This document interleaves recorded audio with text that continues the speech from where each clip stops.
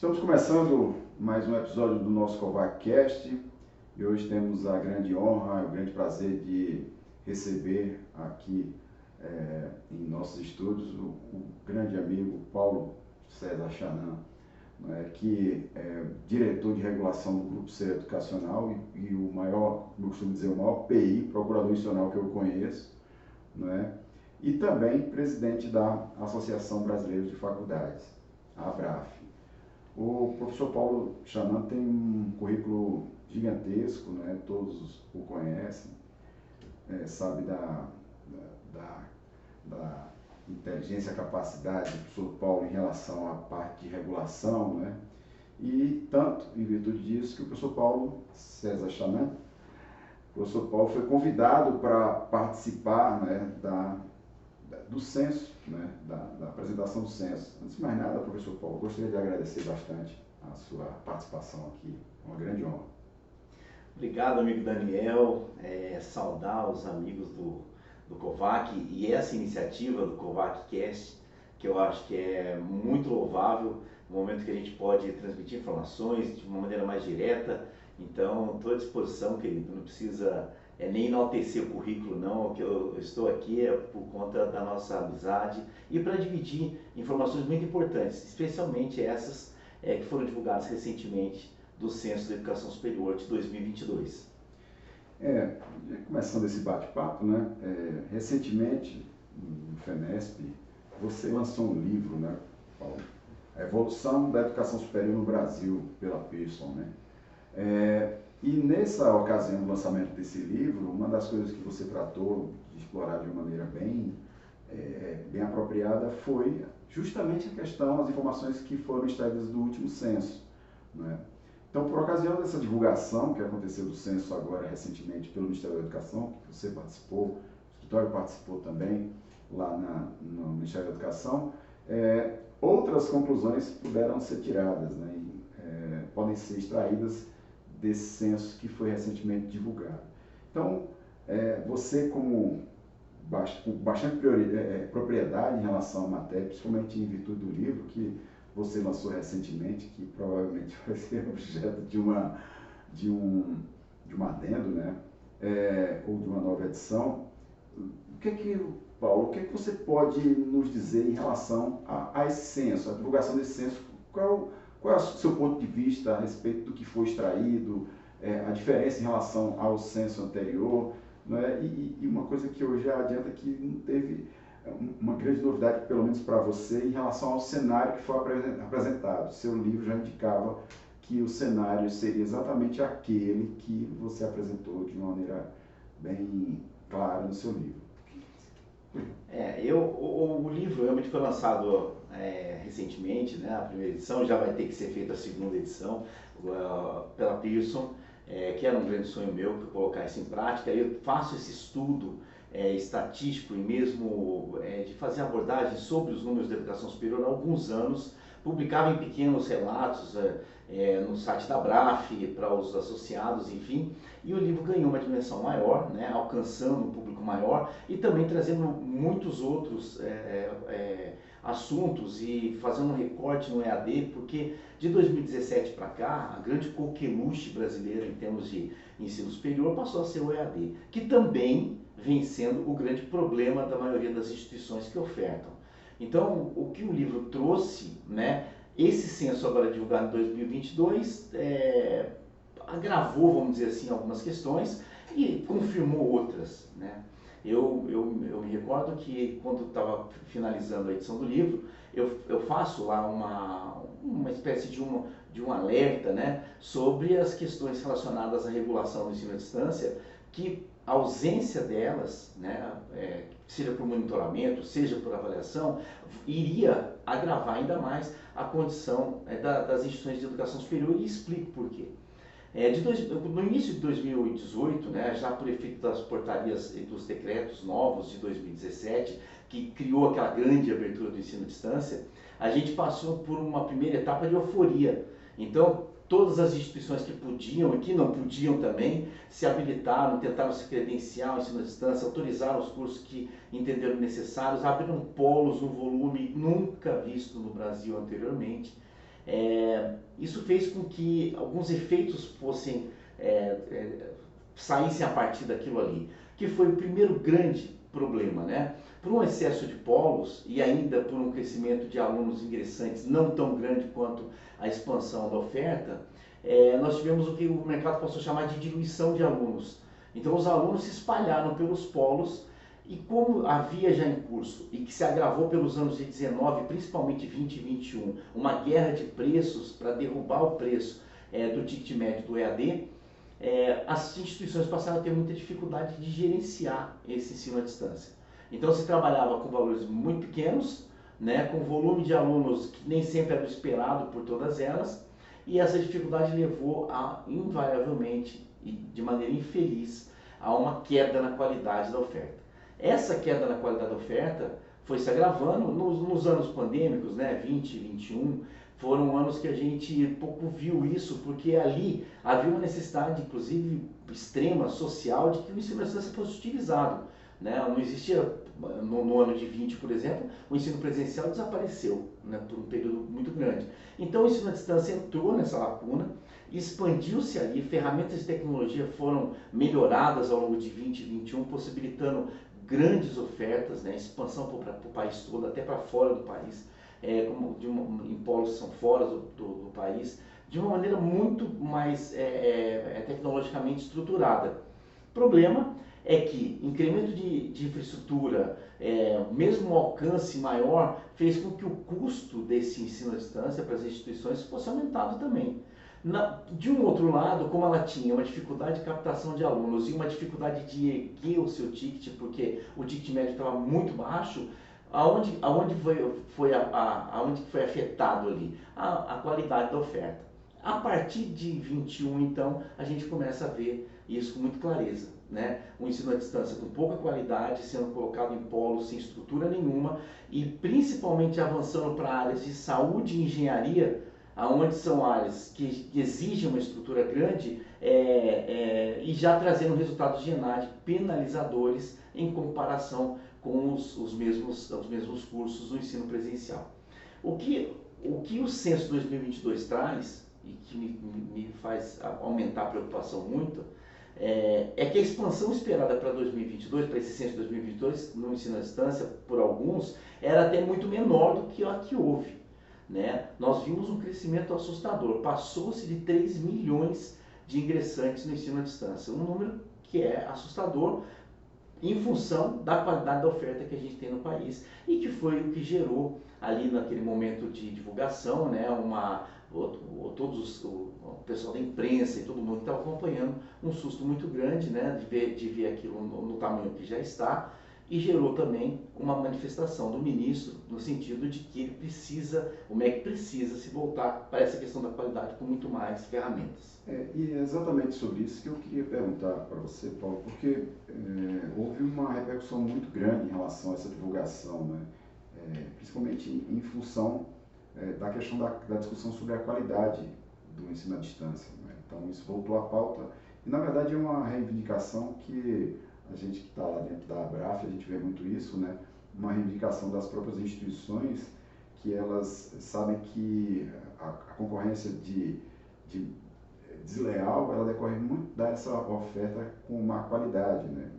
E isso aí, como você bem apontou, foi a ponta do iceberg para o que foi apresentado no censo. E aí eu queria saber de você, dentro do estudo que você já fez e nessa perspectiva que foi apresentada pelo Ministério da Educação, o que está por vir, o que é que o Ministério da Educação ele indica em relação ao que pode fazer, o que ele tende a fazer, né? O que você acha que o Ministério da Educação indica, que tipo de consequência em relação a esse cenário? Eu acredito assim, a gente não tem muito claro o que o Ministério vai de fato fazer, talvez alguma coisa em relação ao monitoramento, talvez alguma coisa em relação à avaliação. Seja por monitoramento, por avaliação, é claro que o Ministério da Educação precisa tomar alguma medida, porque o mercado, de uma maneira geral, perdeu um pouco do controle sobre isso. Existe hoje o mercado está comandando um processo que tem uma interferência social muito forte. Nós estamos formando uma geração de pessoas que daqui a 10 anos, se a gente não cuidar da qualidade dessa formação, nós vamos ter uma geração de pessoas que vão ter muita dificuldade de inserção no mercado de trabalho, em função das deficiências formativas que o ensino carente de estruturação vai gerar nelas. Agora, uma coisa que é importante, né, principalmente para a audiência aqui, para todas as vezes que a gente for falar, e na BRAF a gente defende muito isso, a modalidade à distância, ela é fundamental para o país. Então, a gente não pode confundir nunca o que é o EAD enquanto modalidade do que é a oferta em EAD. E tem havido essa confusão, principalmente num grupo de trabalho recente que o MEC montou, a gente percebia isso dos organismos que estavam lá representados, né? A confusão que se fazia, que se queria que não se ofertasse determinados cursos em função da oferta, criticando a modalidade. Olha, o país da dimensão do Brasil, né, das dimensões continentais, né, que o Brasil tem, não tem como avançar numa questão de pluralidade, de atendimento, de inserção social, quando o assunto é educação superior, se não for utilizando o ensino à distância. Há locais que é quase impossível que você chegue com qualidade com o ensino presencial, mas que é possível que você consiga estabelecer polos com qualidade e o ensino à distância chegando. Isso porque o país tem dificuldade, muitas vezes, de locomoção, meios de transporte, enfim, uma série de coisas, formação de docentes, mestres e doutores em regiões do país que são muito mais carentes. Então você consegue, por exemplo, de uma localidade mais desenvolvida, manter professores qualificados, estruturação tecnológica qualificada e chegar nesses lugares com mais força, tendo um pequeno polo, um polo com estrutura necessária para aqueles cursos que lá são dados. Então, uma coisa é a modalidade. Essa precisa ser defendida em todos os campos, de toda forma. E o MEC precisa ter muito cuidado quando ele vier com essa regulação, que é uma proposta do próprio ministro, né, de modificar a regulação como ela está sendo feita para o ensino à distância, de não penalizar a modalidade, e sim atacar a oferta. A gente precisa corrigir os problemas de oferta, não da modalidade, que inclusive é constitucional, e se tivesse que alterar alguma coisa em relação a isso, já não seria nem da esfera do Ministério da Educação a competência. Né? Na verdade, existe uma discrepância muito grande em relação a isso, né, Paulo? Essa questão da oferta do curso e essa discrepância, sabendo que a diretriz curricular de um curso na modalidade à distância é exatamente a mesma do curso presencial, existe uma discrepância muito grande na forma de tratamento de uma e de outra, né? Então, muitas vezes, isso aí traz um certo preconceito em virtude da modalidade, né? Quando, na verdade, em outros países, isso não tem ligação alguma, muito pelo contrário. Os cursos na modalidade à distância, por exemplo, nos Estados Unidos, são cursos bastante procurados, né? Eles são aceitos. Aqui no Brasil, a gente sabe que existe uma certa resistência em relação a isso. Mas foi bom você colocar isso, Daniel, porque, veja, isso é uma questão que também defendo muito. Essa dicotomia que existe entre ensino à distância e presencial, que é única, é brasileira, né? Ela não é do mundo, o mundo não faz esse tipo de distinção, mas o Brasil faz, ela é muito penalizadora da formação. Porque, de fato, o que tinha que balizar é a DCN do curso. A DCN do curso, o projeto ser desenhado à luz da DCN do curso, utilizando as ferramentas de tecnologia que ele entendesse necessárias, independente de percentuais, daquilo que é possível fazer com responsabilidade, e usar aquilo de presencialidade que é obrigatório ser feito ou que não há como fazer por via de tecnologia. Esse balizamento, quando ele é feito por portarias do MEC, ele perde um pouco do sentido, porque todo mundo questiona assim, quando sai assim, pode colocar 30% de AD no presencial, pode colocar 40%, pode 20%, que era no passado. Quando faz esse tipo de percentualização, vem sempre a primeira pergunta, mas é baseado em quê? Os cursos são diferentes, as DCNs são diferentes, as possibilidades são diferentes. É muito diferente você falar de um EAD para enfermagem, de um EAD para administração. Embora sejam cursos que têm a mesma importância social do país, que tem tudo isso, eles são cursos que exigem tecnologias de maneira diferentes na hora do emprego. Então permite EAD mais num, menos no outro. Essa coisa do balizamento e da régua igual para todo mundo, talvez fosse uma coisa a ser repensada no Brasil, como em outros países já foi, né? Já foi, há coisas que são totalmente à distância e funcionam muito bem. Há coisas que não tem como fazer à distância, até por inexistência de tecnologia. Tem coisas que nunca imagino que a gente vai conseguir ter tecnologia para substituir o que é feito presencialmente. Mas aí, o dia a dia, a formatação dos projetos, a DCN agindo, quer dizer, o Conselho Nacional de Educação agindo prontamente para poder fazer é sempre a atualização dessas DCNs quando isso é necessário, daria conta de tudo isso, né? A gente não precisaria estar nessa guerra entre AD e presencial o tempo todo, como se isso fosse uma rivalização necessária para a educação brasileira. Ela não é. O EAD é importante, o presencial é importante, e trabalhar junto essas duas modalidades talvez seja o que seja mais importante para a formação. Uma coisa curiosa em relação a essa questão da discrepância foi que na apresentação do Ministério da Educação, do censo, ele fez um comparativo bem curioso, bastante curioso em relação aos cursos da modalidade distância e presencial, fazendo um demonstrativo em relação à quantidade de professores contratados, né?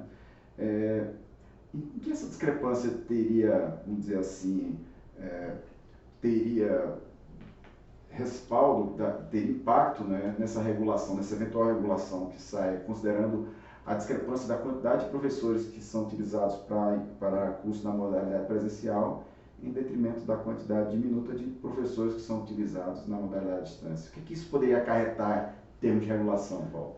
Esse foi um momento importante da divulgação, né? Talvez o que gerou a maior indignação de alguns, né, e surpresa para outros. Eu, particularmente, não fiquei nem um pouco surpreso, porque a gente já vem acompanhando isso. Então, onde pode o MEC atuar, né, no meu entendimento, nesse sentido?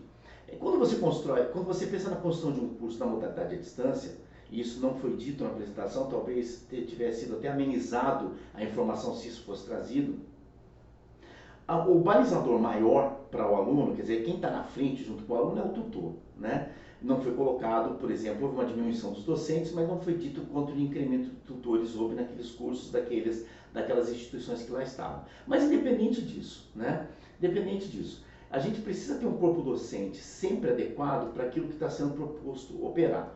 E os tutores, eles precisam de alguma forma também ser entendidos como parte desse corpo docente, né, dessa estruturação de corpo docente. Se é na condição de técnico administrativo, se é na condição de docente, cada uma instituição tem seu formato, cada localidade tem uma imposição sindical, organizacional, mas o entendimento da composição da docência tem que envolver o tutor, porque é ele que está na linha de frente com o aluno. Então, se a gente fizer um balizamento, e sabendo que existe pelos instrumentos de avaliação do MEC uma pontuação maior para quando a tutoria é capacitada, além de graduada na área, também pós-graduada, e se tiver estrito senso também pontua diferenciadamente, há um entendimento do próprio MEC, então, de que a tutoria é docência. Ela está dentro desse contexto da docência. Aonde estaria um ponto a ser tratado pelo MEC é justamente aí, nessa composição docentes-tutores.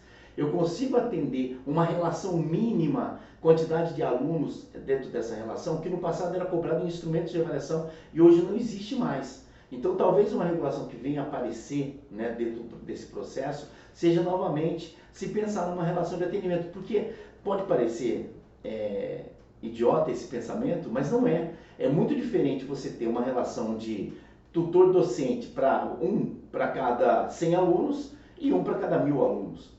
E há instituições que estão colocando um docente mais um tutor para uma relação de 1000 ou mais de 1000 alunos. Será que isso poderia ser objeto de regulação também? Sim. Considerando tentativa de buscar qualidade? Sim, porque assim, tem um discurso reinante, né, na oferta, que é absolutamente desconectado das normativas, da legislação, que é o autoestudo. O Brasil não tem essa condição, né? Você colocar um docente ou um tutor, vamos pensar só um tutor para 1000 alunos, você está promovendo o autoestudo do aluno. O tutor não vai ter condição nenhuma de dar atendimento a esses 1000 alunos com a qualidade que ele daria se fosse para 50, para 100 alunos.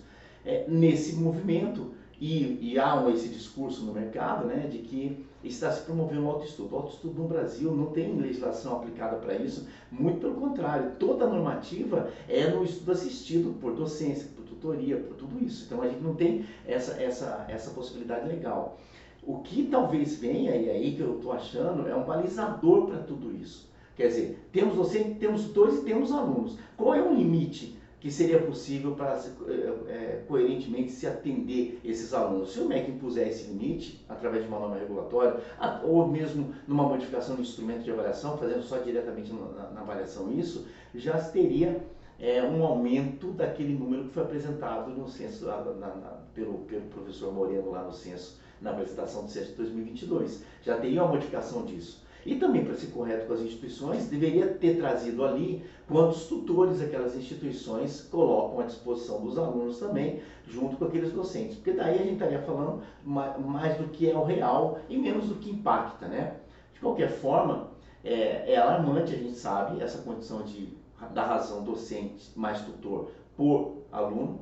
É uma quantidade de alunos enorme que esses tutores estão atendendo e que está gerando também uma perda na capacidade de qualidade formativa desses alunos.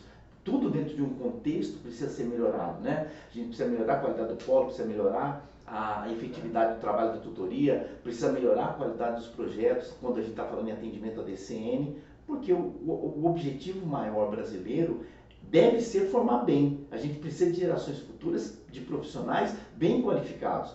Não adianta nada a gente ter instituições de ensino que mercadologicamente se sobressaiam quando o papel delas formativo não está sendo atendido, né? E é isso que eu acho que o Ministério da Educação deve se preocupar nos próximos meses, dias, enfim.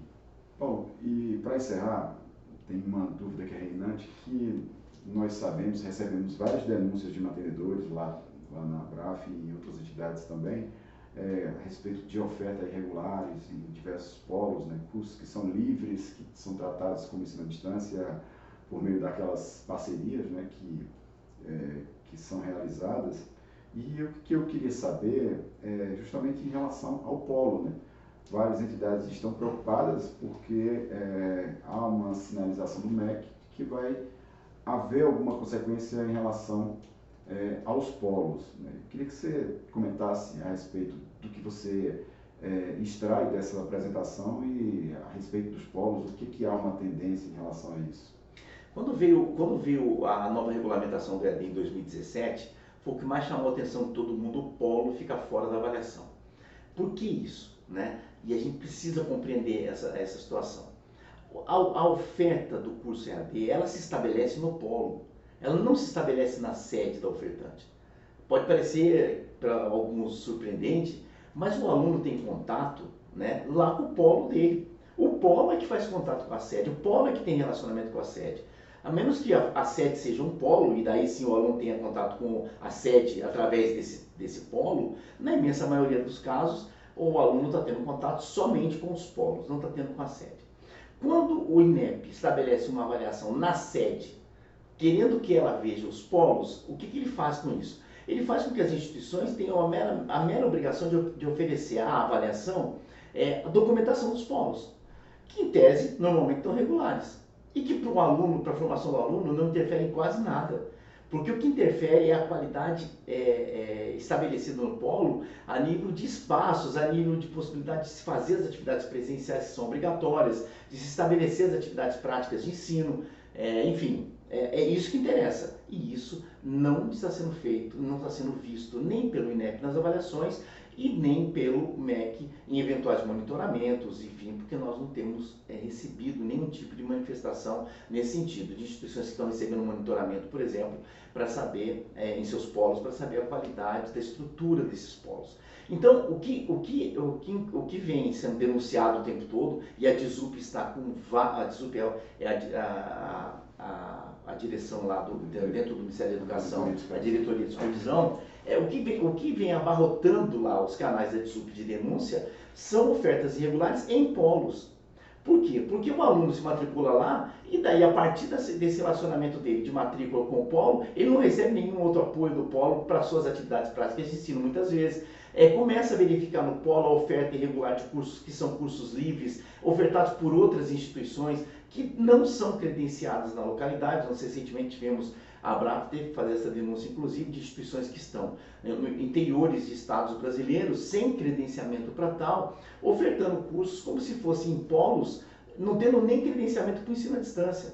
Quer dizer, então, cria todo tipo de oferta irregular, que só vem massacrando o ensino à distância, como se a modalidade fosse o problema. Então, eu acho, sim, que o polo hoje é um foco que precisa ser pensado, Se a ideia do Ministério da Educação é falar em qualidade, melhoria de qualidade do ensino à distância, o polo, de alguma maneira, precisa ser foco de um olhar, quer seja por monitoramento, quer seja por avaliação, ele precisa ser foco de olhar, porque é lá que se estabelecem as relações.